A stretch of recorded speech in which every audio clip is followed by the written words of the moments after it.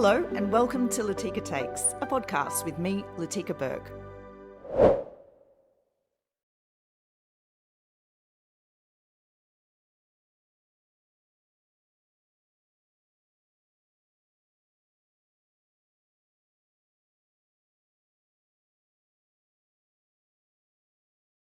Hi. This week's podcast comes to you from Melbourne. I landed in Australia first thing Monday morning after the Bondi attacks on Sunday night. And I never thought in my life I'd be landing home to such news and horrific events. You'll hear through my questions in this interview just how unlike Australia this attack has been. For us, and I think all around the world too. I've been so astonished by the global shock and interest in this attack. And I guess it also reinforces your shock at how this could happen in Australia. As those of you who read my columns at www.latikatakes.com will know, this attack has set off a tinderbox socially and politically in Australia as the country grapples with how this massacre could happen on Australian soil and sand. Amongst the terrible grief, shock and anger, there have been some defining and clarifying moments this week. And one of those was a powerful speech delivered by Josh Frydenberg, given off the cuff at Bondi Beach before the funeral for one of those murdered. Josh Frydenberg was Treasurer of Australia between 2018 and 2022. He was widely viewed to be a potential leader or Prime Minister, but he lost his inner city Melbourne seat 2 elections ago that started the near extinction of the Australian Liberal Party, which, for my overseas listeners, don't forget, is the centre-right party of Australian politics. So many have long thought that Josh is vying for a return into politics and a run for the leadership, because if you look at the state of the Liberal Party now, the current options and the current leader are considered mostly total non-entities. So it's within this frame that many have viewed this speech, and you'll hear I ask him about that. But Josh has also been an avowed campaigner on antisemitism since October 7, speaking out, urging the Australian Labor government to do more to combat the surge in Australia, which the Jewish community feels fell completely on deaf ears.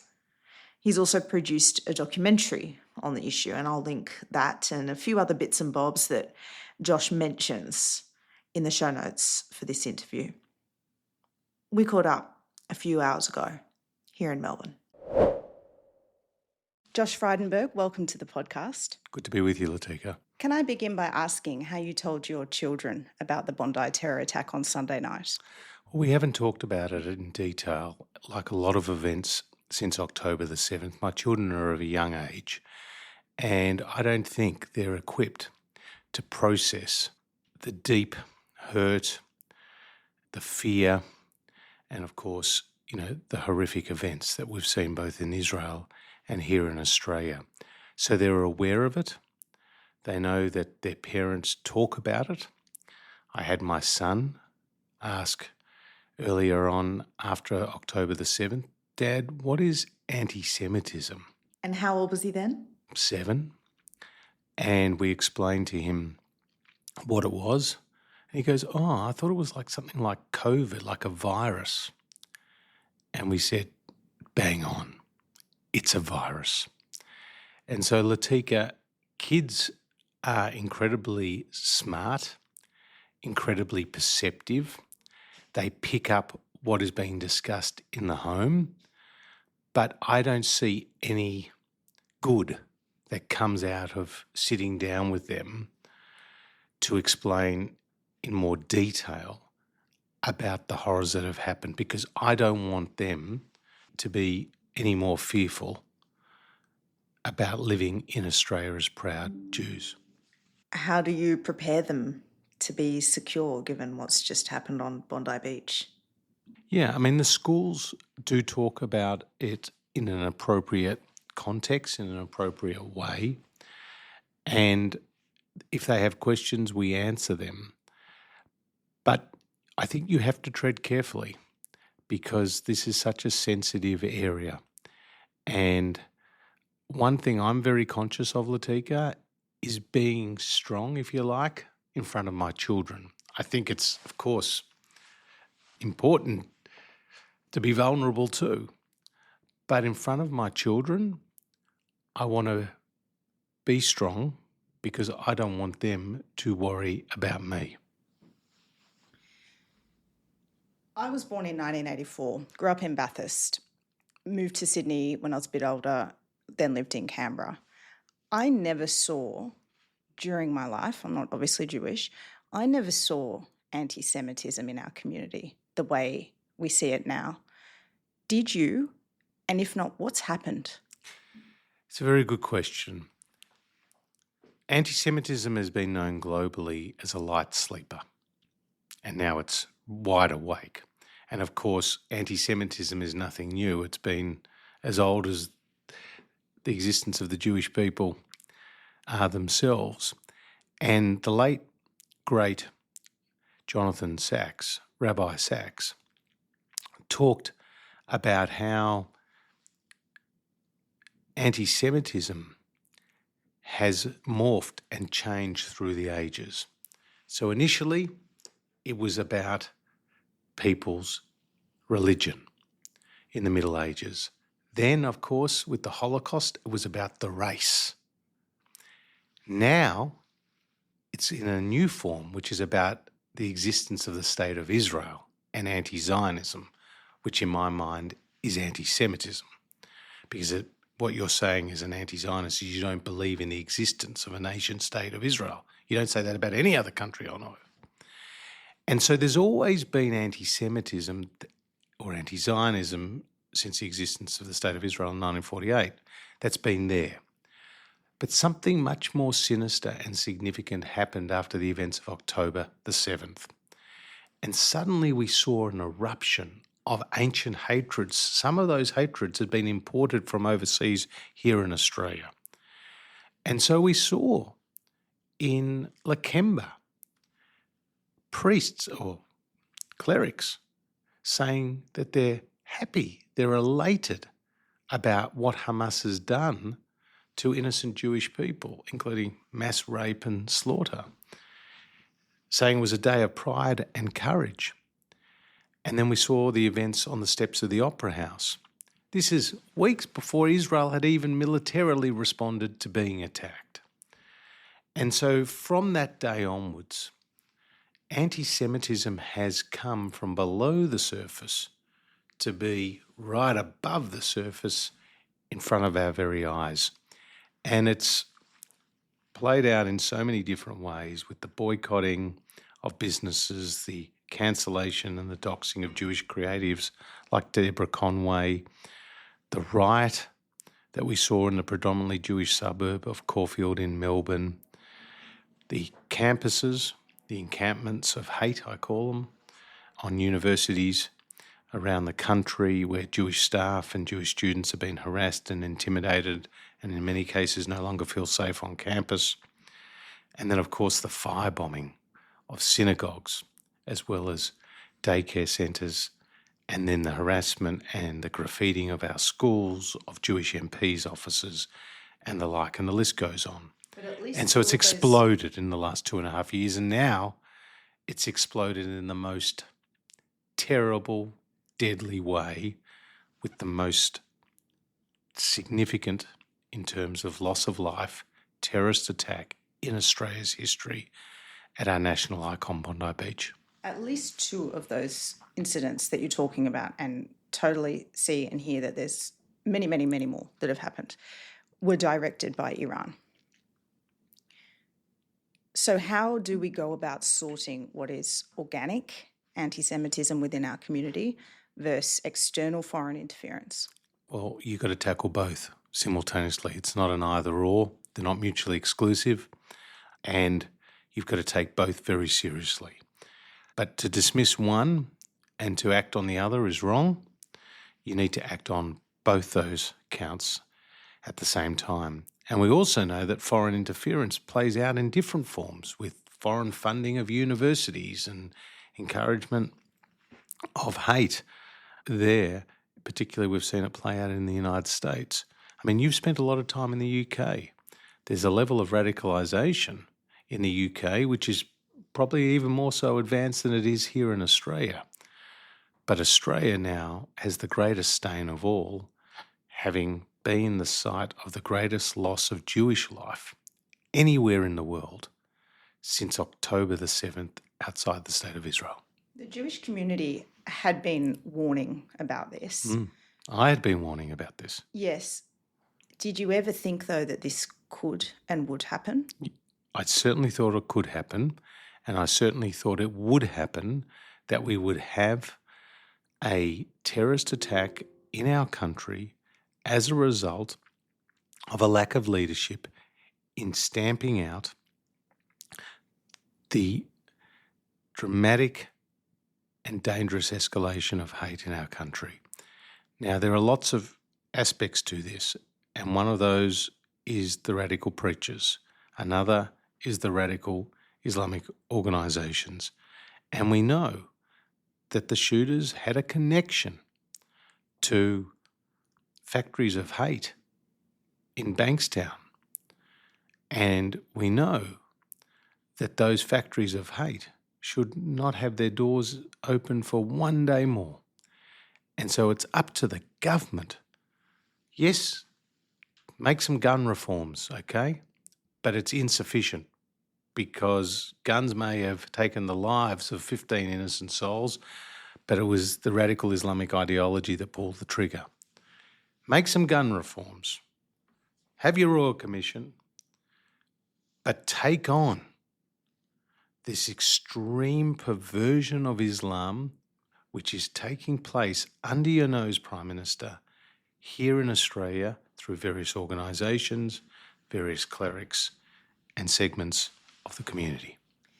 You gave a very passionate speech. I don't think Australian politics has seen a speech like this, and we'll play some of that in this interview for the benefit of listeners. We, as a Jewish community, have been abandoned and left alone by our governments. Our governments have failed every Australian when it comes to fighting hate and anti-Semitism. Our Prime Minister, our government, has allowed Australia to be radicalised on his watch. It's time for him to accept personal responsibility for the death of 15 innocent people, including a 10-year-old child. It's time our Prime Minister accepted accountability for what has happened here. And it's time our leaders stood up and led at last and finally. This is a time for accountability and action. I want to ask you about that moment for you. Did you plan to go to Bondi Beach and give that speech? Some have seen it as very political. Others, as I said, have defined it as probably the most significant speech in Australian political history. What was your intent as you were heading to Bondi?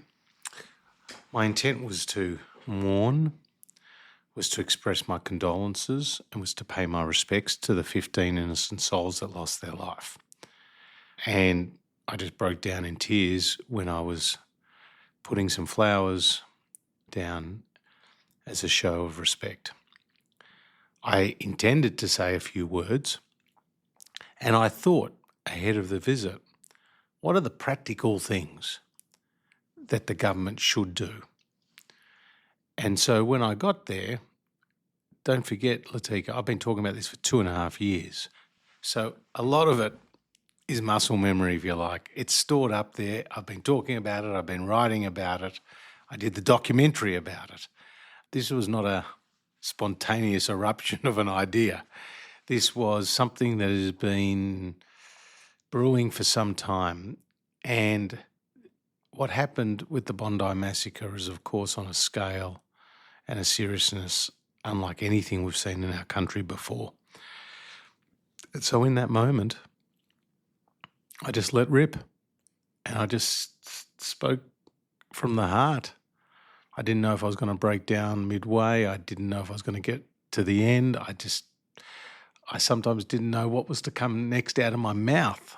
But I was there, as I said, to mourn and to warn, because I am fearful that unless the government takes urgent, decisive, unprecedented, stronger action, we will be back there, one way or another in our country, mourning the loss of more innocent life. And it's so important for your listeners to understand this may have been an attack on Jewish Australians, but it's a threat to every Australian. Because when, as Bari Weiss has said, anti-Semitism moves from the shameful fringe to the public square, and there's no bigger public square than Bondi Beach, it says more about the country than about the Jews. It says the country is breaking down. It's an early warning sign that society is crumbling. And I believe that's why this is a fight for the soul of Australia. If you can't go down to Bondi Beach, then where can you go in our country? How can you have a Holocaust survivor survive the atrocities of the Second World War, yet the same person can't survive the celebration of a Hanukkah festival on our iconic Bondi Beach? It makes no sense, but it makes all the sense given the radicalisation we've seen in our country and the fact that people are determined to do others harm using the same ideology that took the lives of 88 Australians at Bali and Australians at the Lindt Cafe siege. This is a new act in the same playbook. You made a particular call for the Prime Minister to accept responsibility for the deaths of 15 Jews or 15 And people. accountability. Is that too far? How can we expect any Prime Minister to stop every terror attack? Well, at the end of the day, the Prime Minister had been warned. This has, of course, been an intelligence and law enforcement failure as well. And there are many shoulders upon which this blame sits. And there are many questions that must be answered, like why were these people able to get to the Philippines to undertake terrorist training? Why were these shooters able to get guns, such high-powered guns? Why were these people able to be radicalised in these factories of hate? And why was there only 3 police present for 1,000 Jewish people celebrating in an open space in a heightened security environment? And what were the warnings along the way about the steps that the government needed to take? But at the end of the day, the Prime Minister from the get-go has not understood the severity of the threat. He has not understood the immediacy of the need for action. And we saw those clerics celebrating the Hamas attacks just hours after October the 7th. We've seen people being radicalised over the last 2.5 years, and the dots were easy to join. But by the Prime Minister's inaction and by the Prime Minister's actions, we're now in a situation where an attack like this has been able to take place. And the difference, Latika, between what happened at Bondi and what happened in another tragedy at Port Arthur is very clear. This was no spontaneous individual event. This had been building for some time and sat as the culmination of severe threats, intimidation, violence, fire bombings across our country. The Prime Minister was warned. The Prime Minister didn't act. Why do you think he has not acted? It's a question you have to put to him. But certainly Australians are now asking the question, if the Prime Minister cannot lead in a crisis, how can the Prime Minister lead the country out of the crisis? This is a key question. The Prime Minister needs to find a new gear. The Prime Minister needs to find a way to show not just the empathy, but to act with the authority that comes with his position. I don't know if he's got it in him. I hope he does, for my sake, for your sake, for our country's sake. I hope he's got it in him, because he's the Prime Minister. He sits in the chair. He has the title. I hope he's got it in him. But nothing I have seen to date indicates that he does. But I do want to revisit that original question, because you must have studied it. You know Anthony Albanese well. This Prime Minister is famous for getting along very well with Liberals and reaching across the aisle. You must have asked yourself, why does this Prime Minister not care about anti-Semitism? I can't explain it. Do you think he's anti-Semitic? No, I don't. But do I think he's been recklessly indifferent to the rise of anti-Semitism? Absolutely. Absolutely. And Latika, at the heart of this issue is not politics, but a failure of leadership. And it takes a leader to see the problem, and it takes a leader to act on the problem. And we haven't seen that yet in our country from those who should be seeing that problem and actioning that problem. Have you talked to him since the attack or your speech? No. Do you want to? Of course, I would always be happy to speak to the Prime Minister, but it's not a call for me to make. The issue here is I interviewed the Prime Minister for my documentary on anti-Semitism some 18 months ago, and I put it to him that there was incitement to violence on our streets, and that people were using terms like "from the river to the sea, Palestine will be free," which Dennis Richardson had said was a very violent statement. And you know what he said? I agree. I said, Prime Minister, does it have any role on our streets? He said, no, it doesn't. But there was no action. So if he, with all the authority and the ability to execute that comes with being the Prime Minister, does nothing, what hope do you and I have? We're not in the Parliament. We're not legislators. We're not in charge of intelligence and law enforcement agencies. He is. The buck stops there. And there are so many examples and illustrations of the fact that he hasn't seen the urgency. And one, of course, is the report from his own handpicked special envoy, which was presented to him and Tony Burke in July. Yet it wasn't actioned. Now, if there's ever a metaphor or an illustration of a failure to act with urgency on countering anti-Semitism when you've got a framework for moving forward, but you leave it gathering dust on your desk for 6 months, that's it. That's it. And so I think we've got a Prime Minister who, unfortunately, hasn't grown in the job, but has shrunk in the job when it comes to this issue. And we've got a Home Affairs Minister who is weak and full of excuses when we need a Home Affairs Minister who is strong and full of solutions. And now, in the aftermath of the most deadliest terrorist attack in Australia's history, their response is to say, oh, it's about guns. Or I can't, as the Prime Minister say, I can't legislate against hate. So legislate against those who are preaching hate, Prime Minister. Or the Home Affairs Minister says, I've been fighting against Hizb ut-Tahrir for as long as I've been in the seat. Well, they're not banned, but they are in Germany and they are in England, and you're the Home Affairs Minister.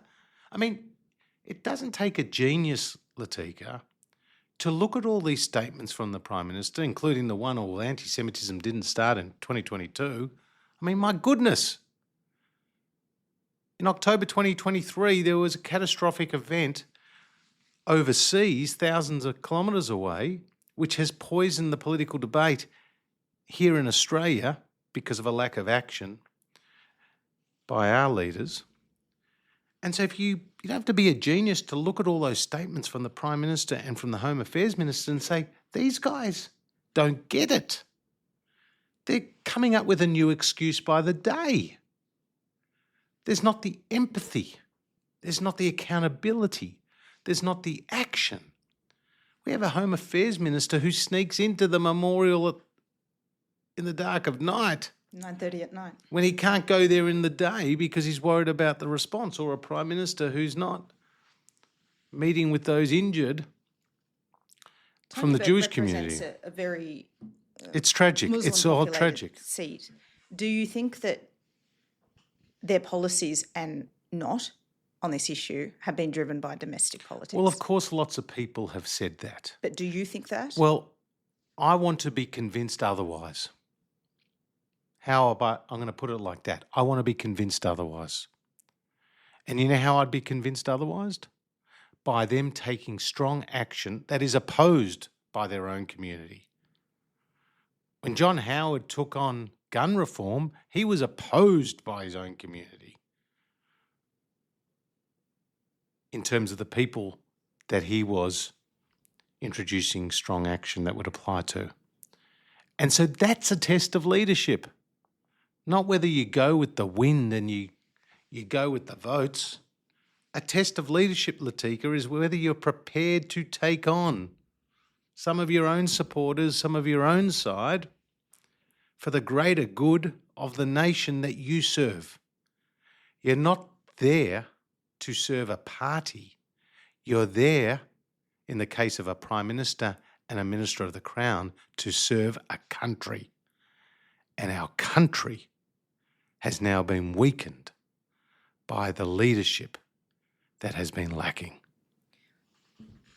Why do you think the criticisms you're making are really only loudly and passionately being made by the centre-right of politics?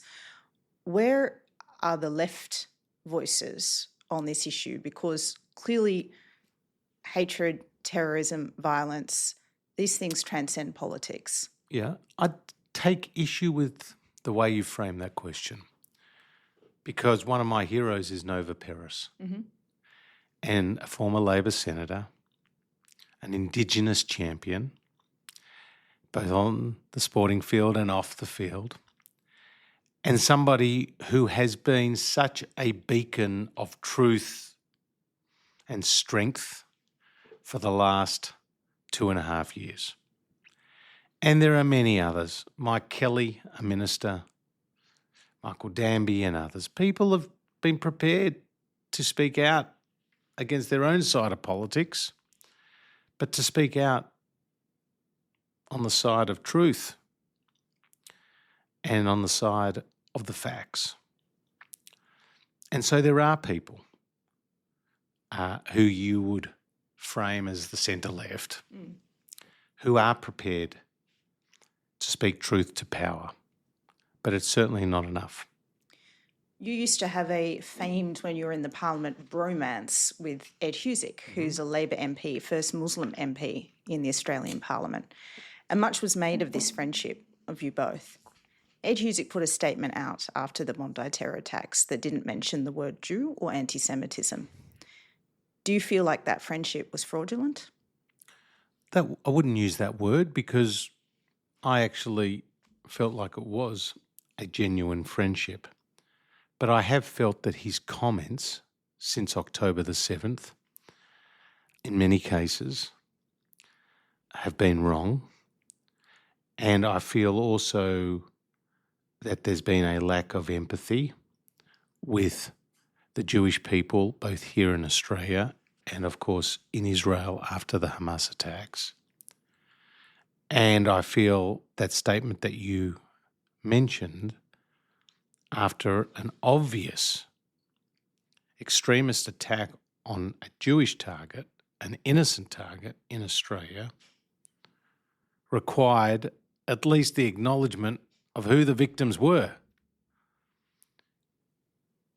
And that, for me, is more than disappointing. That, for me, says something a lot deeper. What does it say? It says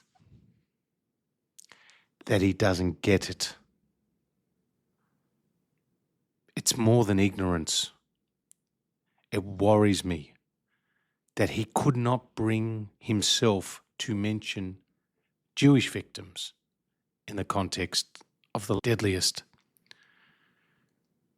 terrorist incident in our nation's history. I remember after the tragedy of the Christchurch massacre, where Muslims lost their life in New Zealand, I visited with the governor and with the mayor, the governor of Victoria and the mayor of Melbourne, an Islamic centre, to pay my respects. I remember speaking to Ed about that. I remember when Fraser Anning made comments about Muslims, and I embraced Ed on the floor of the parliament. Pictures were taken and the images went far and wide. And that moment clearly meant something to you because I It can see does. your face. It does. I haven't seen reciprocity from Ed after the biggest loss of Jewish life since the Holocaust. Now, I do understand how saddened he is and how saddened I am by the loss of innocent life in Gaza. I absolutely get that. And you only have to go to Israel to know how critical they can be of their own government. But Ed needs to understand and acknowledge what Hamas did on October the 7th, what the response of any self-respecting government would be, namely to try to get back its own hostages, or its own people who have been taken hostage, and to rid, in this case, Gaza, of the continuous threat from Hamas. A lot of people feel that went too far in scale. Will you tell me how far Australia would have gone? In that case, if you look on a proportion of a population basis, you'd be talking something like 4,000 people being killed and maybe 1,000 people, close to 1,000 people being taken hostage. I asked this question to Dennis Richardson in the documentary. What would your advice, Dennis, be to the government if an event like October the 7th happened to Australia? And he said, my advice would be to go after these people for as long as it takes, wherever it takes. So if you are in a position of authority, a minister, a prime minister, and your country is attacked and your people are taken hostage and your enemy does not recognise your right to exist and your enemy is prepared to hide in the tunnels beneath the ground and sacrifice its own civilians above the ground, then you've got to fight. I understand that, but there are members of the Israeli government that have said terrible things about the Palestinian people, And I'm not here to October 7th. and I'm not here to justify that. No, but I think it does inform why the retaliation against the government of Israel has been this way. Again, I come back. I'm not here to defend particular actions, other than to say that when you are attacked by an enemy such as Hamas in the devastating way that it was on October the 7th, there had to be a military response. And you can't negotiate with terrorists.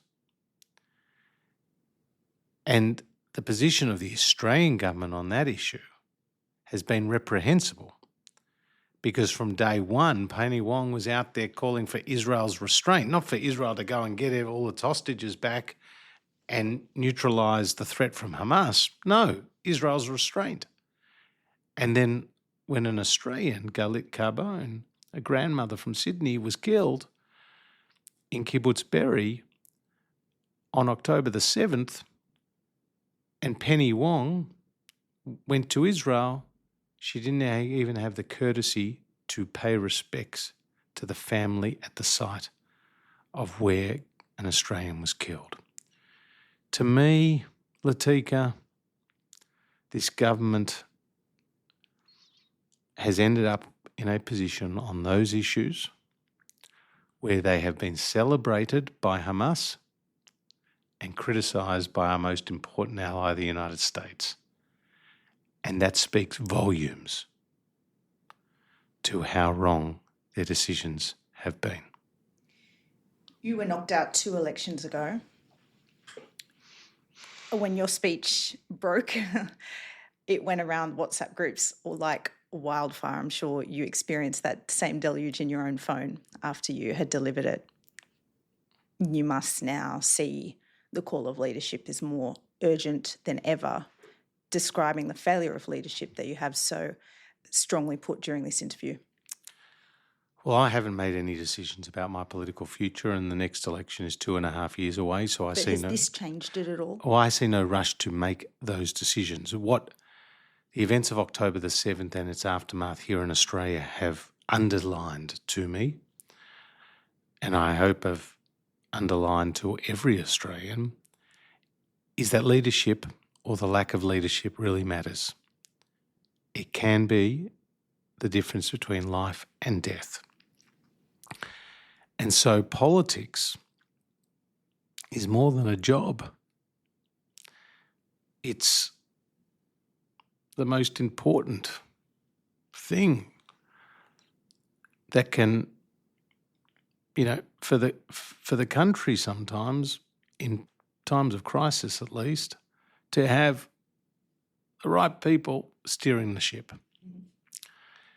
And you want the best people steering the ship the whole time, but in times of crisis, you need pretty skillful people steering the ship. And that's why I think I'm so disappointed and I'm so concerned about where the country is heading, because over the last 2.5 years, the warning signs were ignored and the consequences are there for all to see. And no matter what happens from here, it will not bring back the lives of the 15 innocent people who were murdered at Bondi. But for the rest of us who live, we need a government, we need leadership to make us more safe. And do you feel safe in Australia? Are Jews safe to live in Australia? It's not safe for Jews in Australia. Latika, you know, Jewish schools across every state in our country have armed guards outside. Jewish sporting clubs have security. The other day at junior soccer practice, there were 7 police cars around the field and police tape around parts of the ground. That's not the Aussie childhood I remember. That's right. That's right. And the last 2.5 years, 3 national icons, the Opera House, the Harbour Bridge, and now Bondi, have been desecrated. As I said, You can survive the Holocaust, but you can't survive Bondi Beach. And I just hope Australia turns this around. And today, the day that we're doing this interview, 10-year-old Matilda is being buried.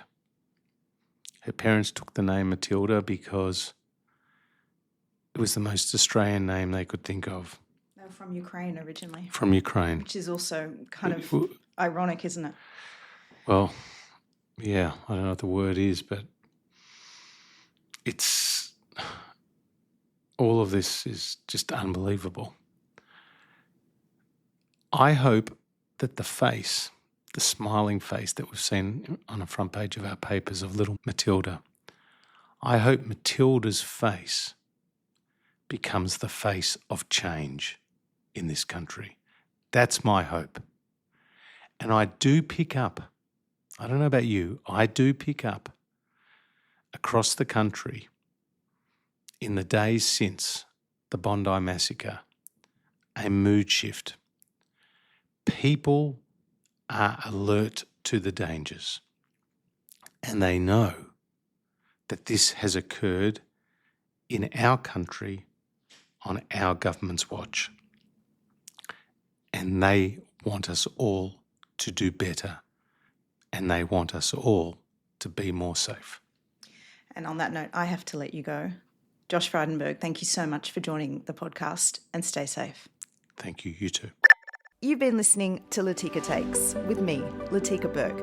You can find my work at latikambirk.com and this podcast where you find all your podcasts. See you next time.